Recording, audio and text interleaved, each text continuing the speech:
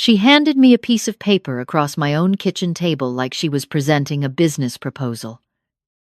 It was a list, a typed, itemized list of every piece of furniture in my living room, my dining room, and the guest bedroom at the end of the hall. Next to each item, she had written either keep or donate.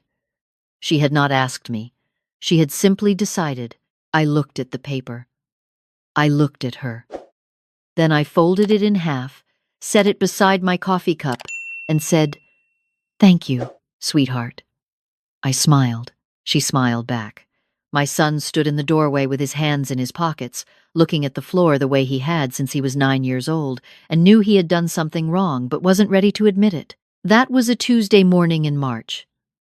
What I did not tell either of them that day, what I had not told anyone yet, was that I had already sat across from my attorney 6 weeks earlier. What happened after that changed everything, but not the way they expected. I have lived in this house for 31 years. My late husband and I bought it the same summer our son started kindergarten.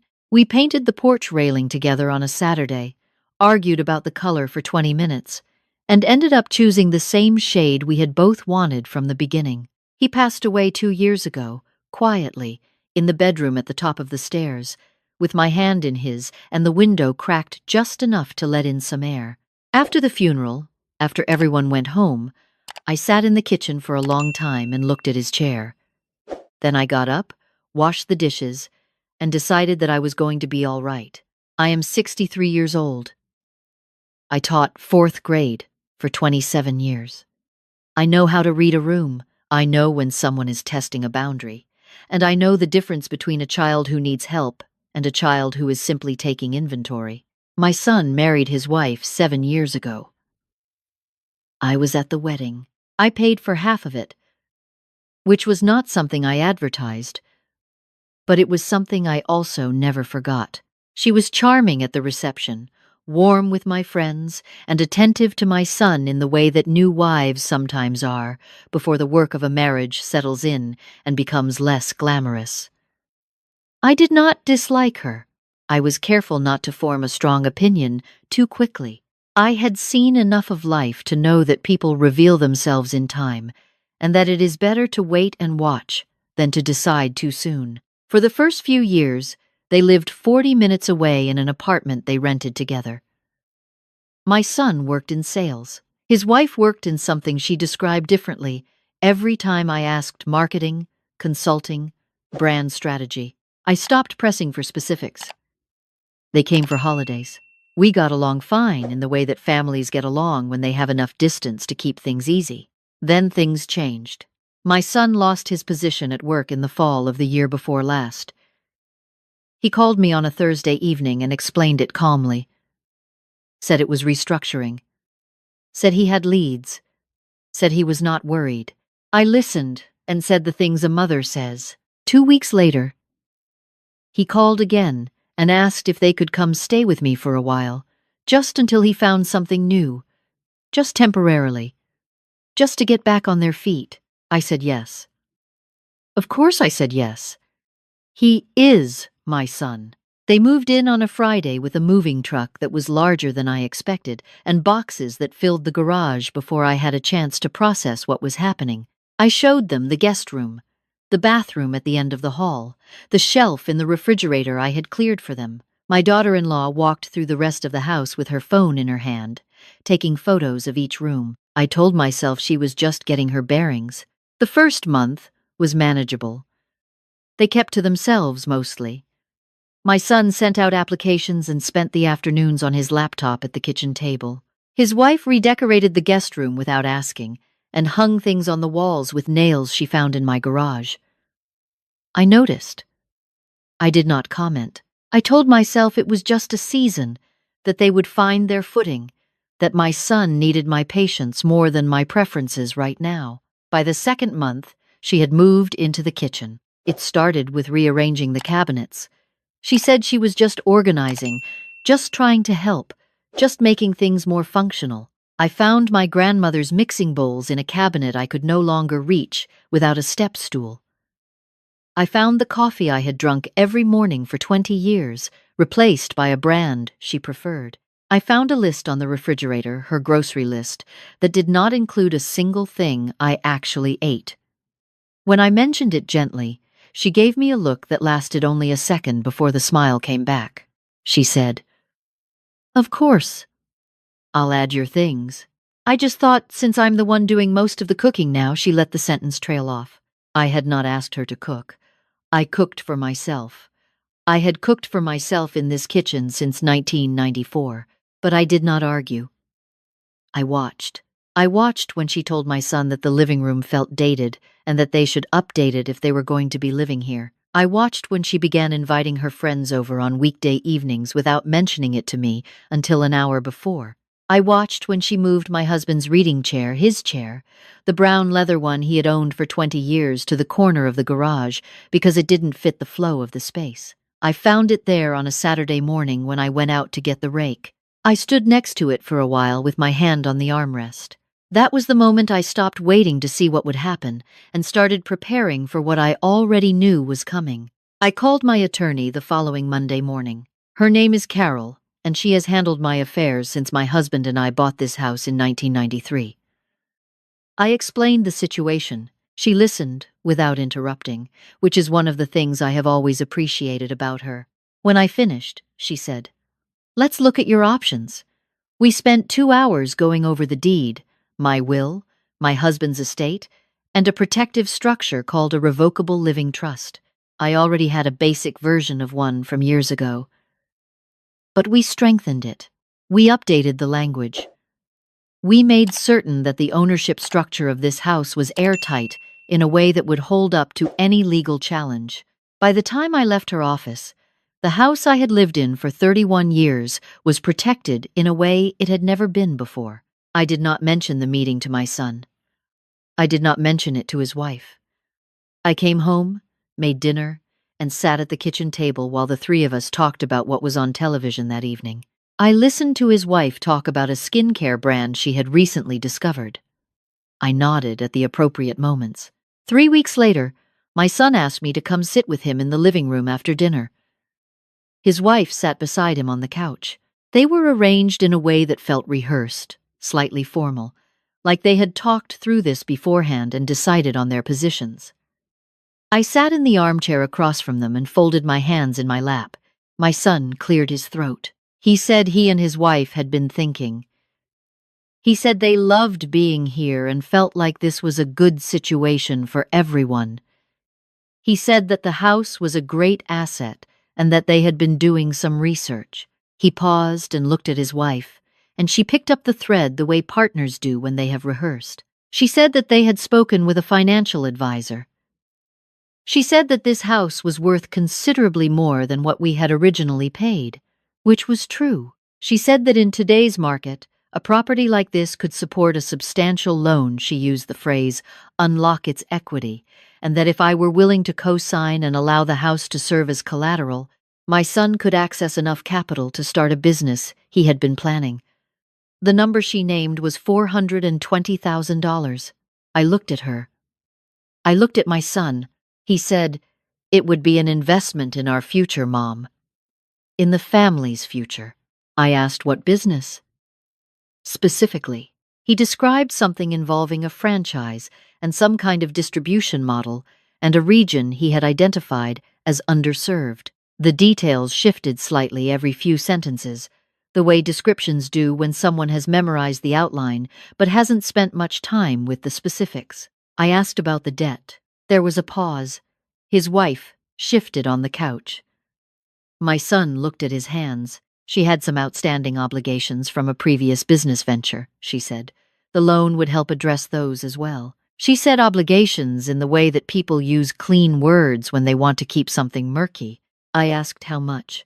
She said it was complicated. I said, "Give me a number."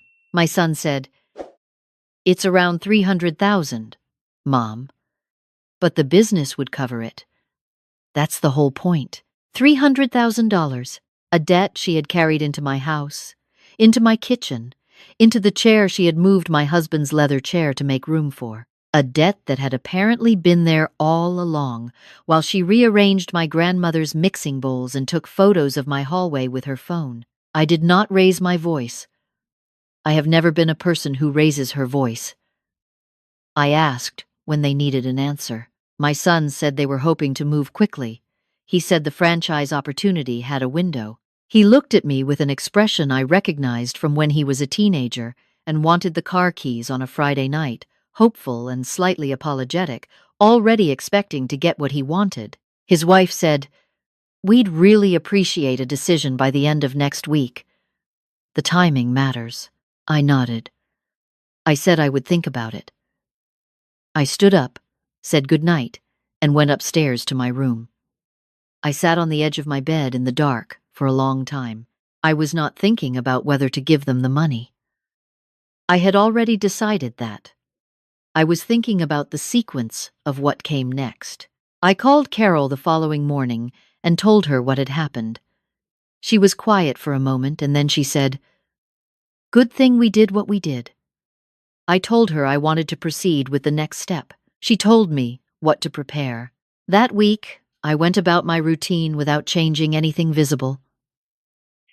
I had breakfast in the mornings before they woke up. I went for my walk at 7.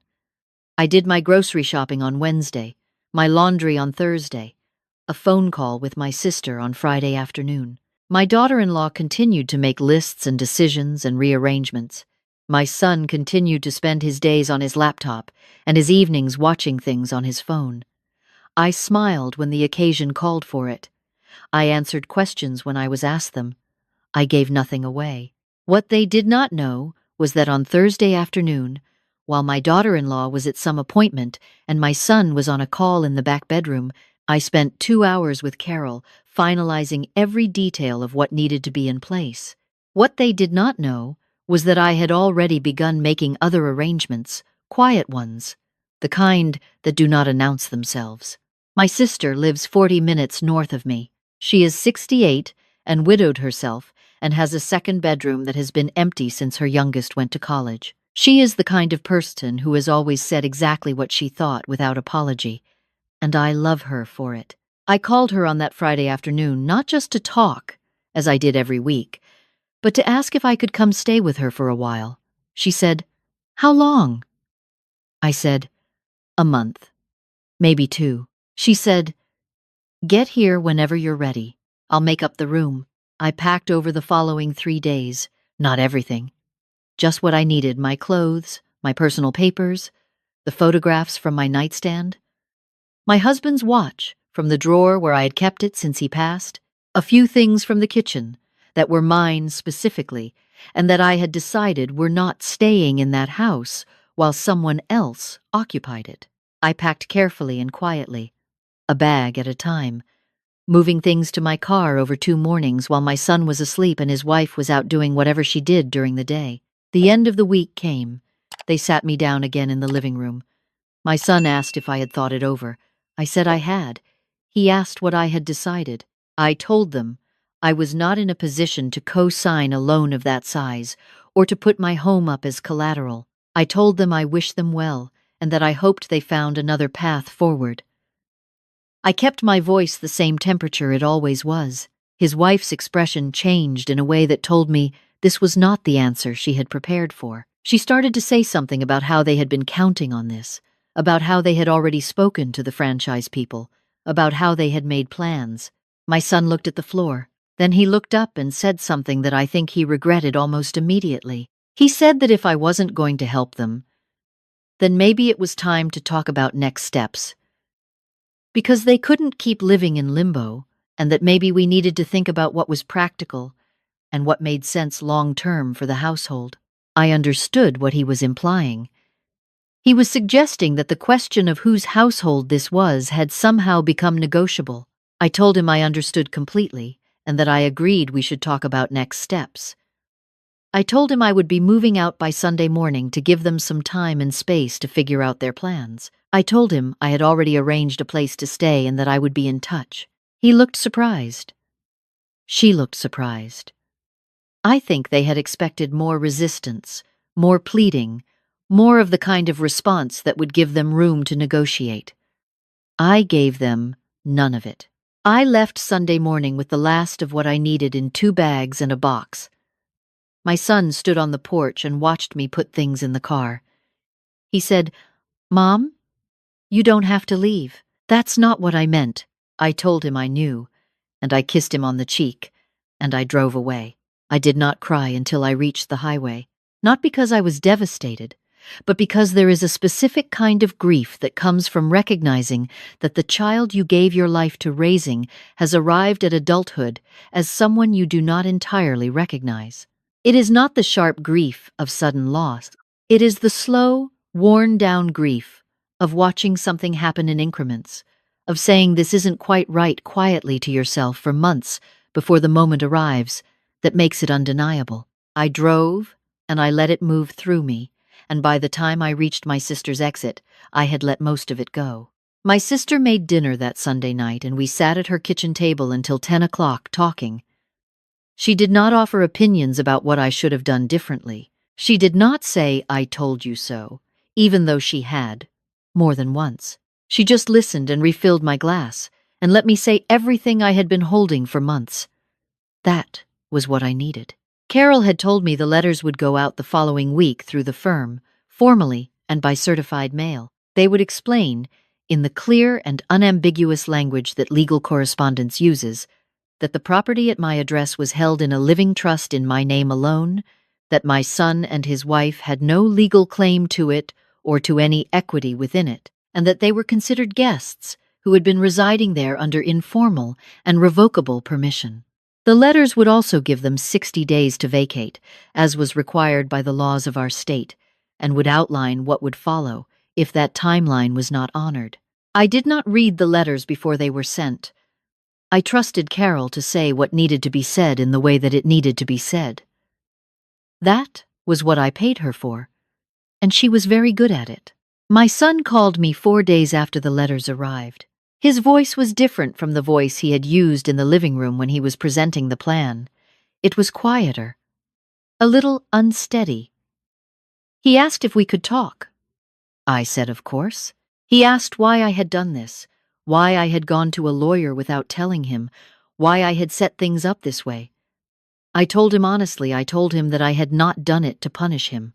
I told him I had done it because I loved this house, and I loved what it represented, and I had made a decision, after many quiet months of watching, that it needed to be protected. He was silent for a moment, and then he said, "From me?" I said, "From the situation." He did not say anything for a while. Then he said his wife was very upset. I said I understood. He said this was going to be very hard on them logistically. I said I understood that too, and that 60 days was enough time to make arrangements if they were intentional about it. He said he wasn't sure what to say to me. I told him he didn't have to say anything right now, that there was time, and that I was not going anywhere. He asked where I was staying. I told him I was with my sister and that I was absolutely fine. What I did not tell him, because it was not yet time, was that in the 6 weeks I had been at my sister's house, I had done something I had not done in years. I had rested, fully, genuinely rested. The kind of rest that is not available when you are sleeping in a house where someone else has quietly taken over the atmosphere, and you spend your energy managing your own reactions to your own home. I woke up in my sister's guest room, at whatever hour I felt like waking up. I drank my own coffee from my own brand of beans that my sister bought specifically for me. I sat in the sun on her back porch and read things I had been meaning to read for years. I called old friends. I went back to the morning walks I had stopped taking after my son and daughter-in-law moved in because the mornings had started to feel like contested territory. I had forgotten how much space a person needs. Not physical space, though that mattered too. The other kind, the interior kind, the quiet that belongs only to you and that you do not notice, is missing until it is returned to you. I had given too much of that away without realizing it, one small accommodation at a time. The 60 days came and went. They moved out on a Saturday, which I know because Carol confirmed it and because my neighbor, a woman I have known since my son was in middle school, called to tell me she had seen them loading a truck that morning. She said they did not look particularly happy. I thanked her for letting me know. I went back to the house the following week, on a Tuesday morning, which seemed right the same day of the week that my daughter-in-law had handed me that typed list across my kitchen table. I parked in the driveway and sat for a moment before I got out. The porch railing was the same color it has always been. The garden along the front walk had not been tended while they were there, and it needed some attention, but it would come back. Things that are rooted always do. I walked through every room before I unpacked anything. Slowly, without hurrying. Some things had been moved or altered in ways I would eventually address. The garage still smelled faintly of boxes. The kitchen was not quite as I had left it, but the walls were my walls. The floor under my feet was the same floor I had walked across in the middle of the night for 3 decades. The view from the window above the kitchen sink was the exact same view I had looked at while washing dishes the morning after my husband's funeral, when I decided I was going to be all right. I stood at that window for a long time. Then I put my bags down and started to unpack. My son and I have spoken since then, carefully, with some distance still between us that I think will take time to close. He has not apologized in so many words, but he has said things that I understand as the beginning of an attempt to find his way back. I am not in a hurry. I am 63, and I have learned that the things that matter most do not require urgency. They require patience and the willingness to remain available to possibility. His wife and I have not spoken.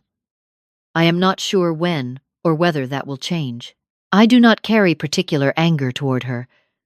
People who are desperate for security sometimes confuse other people's security for an available resource.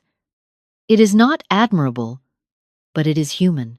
What I carry instead is a clarity I did not have before any of this happened.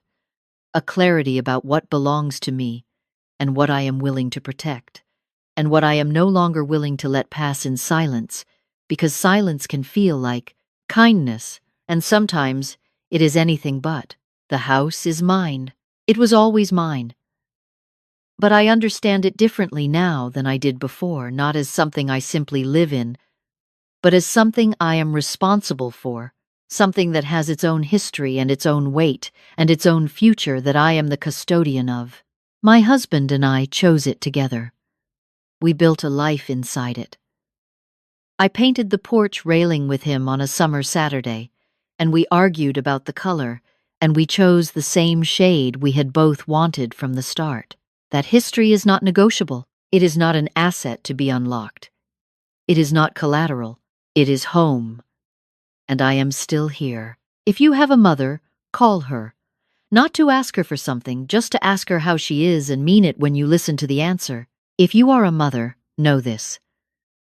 The things you built with the years of your life belong to you, and there is no version of love that requires you to surrender them in order to prove that the love is real. Love that calls you a burden has misunderstood its own name. Love that hands you a typed list of your own belongings is not love managing a household. It is something else wearing a familiar face. I put the list in the recycling bin the morning I got back. I did not keep it. Some pieces of paper do not deserve a drawer.